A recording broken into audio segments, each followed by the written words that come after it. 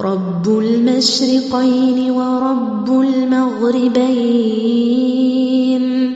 فبأي آلاء ربكما تكذبان مرج البحرين يلتقيان بينهما برزخ لا يبغيان فبأي آلاء ربكما تكذبان يخرج منهما اللؤلؤ والمرجان فبأي آلاء ربكما تكذبان وله الجوار المنشآت في البحر كالأعلام فبأي